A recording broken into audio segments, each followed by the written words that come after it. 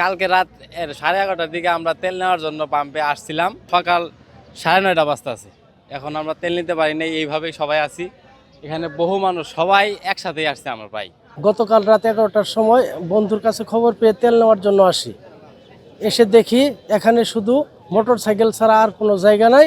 তো আমিও এই ভিড়ের সঙ্গে সামিল হয়ে তেল নেওয়ার জন্য চেষ্টা করি, কিন্তু সারা রাত জাগার পরেও যখন তেল না পাই, সকালবেলা তারা পাম্প বন্ধ করে দেয়। সকাল 9টা বাজে, এখন পর্যন্ত তেলের জন্য অপেক্ষা করতেছি। আমার শুধু এক ডাউনের তেল ছিল, এখন যাওয়ার তেল আমার নাই। তেল না পাইলে আমি আসলে এখান থেকে যাইতেই পারতেছি না। কোনোরকম কষ্ট করে পাম্প বন্ধ আসছি, আসার পরে দেখি তেল নাই।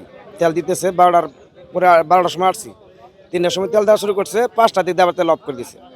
অফ করার পর আমরা এই বৃষ্টির ভিতরে সারাক্ষণই সবাই বৃষ্টির ভিজছি। এই বৃষ্টিতে ভিজা আবার গায়ে কিন্তু আবার শুকায় গেছে জামা। সবাই, আমি না শুধু, সবাই এখানে বৃষ্টিতে ভিজছে।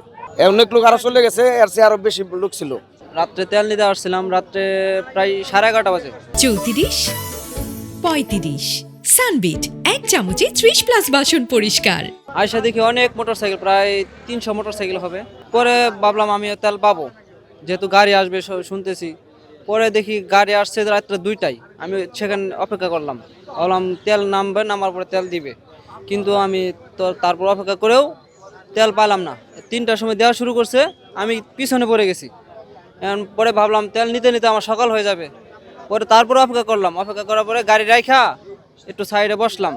কিন্তু সকালবেলা অনেক বৃষ্টির মধ্যে অনেক কষ্ট করেছি, এখনও তেল পাচ্ছি না। ফজর নামাজের সময় তেল দেওয়া বন্ধ করে দিছে। পাঠাও রাইটার শেরপুর জেলায় আমরা অন্তত 30 জন রাইটার আছি।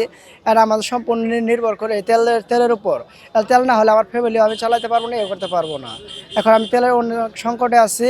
আমরা ইউটিউবে, মোবাইলে দেখি আমাদের জ্বালানি মন্ত্রী বলে তেলের অভাব নাই, অথচ আমরা কোনো পাম্পে তেল পাই না।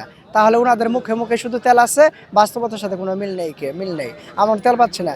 এই সিন্ডিকেটটা আসলে মূলত কোথেকে হচ্ছে? সমস্যা হলো কালকে রাত 2টার দিকে আমরা তেলের জন্য আসছি, মোটরসাইকেল বাইক নিয়ে আসছি। রাত 2টা থেকে হয়তো 3টার দিকে তেল দেওয়া আরম্ভ করছে, ফজর বন্ধ দিচ্ছে, তারপর তেল দেওয়া বন্ধ করছে।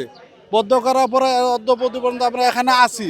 পাম্প তেল দিবে কি দিবে না তারা কিচ্ছু বলতেছে না। জানলা দরজা সব কিছু বন্ধ করে তারা ভিতরে আছে।